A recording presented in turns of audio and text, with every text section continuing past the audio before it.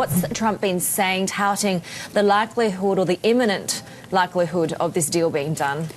That's right. Today, President Trump saying that China had actually signaled that they believe talks are on track to sign a Phase 1 agreement in Chile later next month.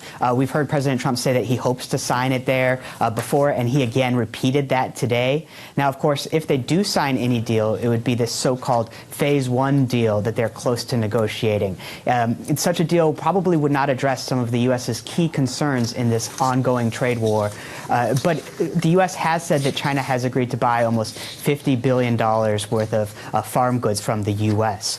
We know that lower-level officials are talking this week and continuing their discussions on any such agreement. And we also heard that potentially Steven Mnuchin, the Treasury Secretary, and U.S. Trade Representative Robert Lighthizer could speak with their counterparts later this week.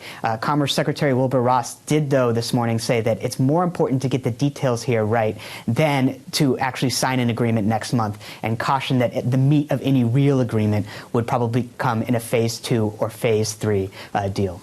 Well, an unexpected topic, a related topic, global index provider MSCI and Republican Senator Marco Rubio of Florida are tussling over pretty strong criticism the company's helping funnel billions of Americans' investment dollars into Chinese companies. What is this about? Where did it come from?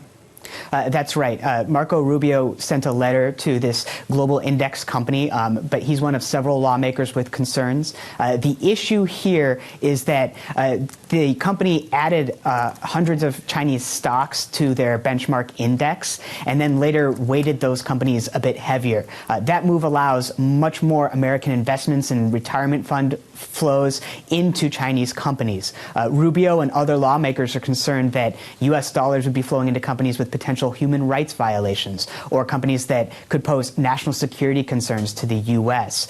Rubio himself has been trying to lead a bipartisan group of lawmakers to potentially come up with some legislation. We also know that the White House has concerns about this. They've had discussions about how to curb portfolio flows into China. So it's just another issue where we see this increasingly adversarial relationship between China and the U.S. and once again lawmakers with serious concerns about human rights violations, national security concerns with Chinese companies.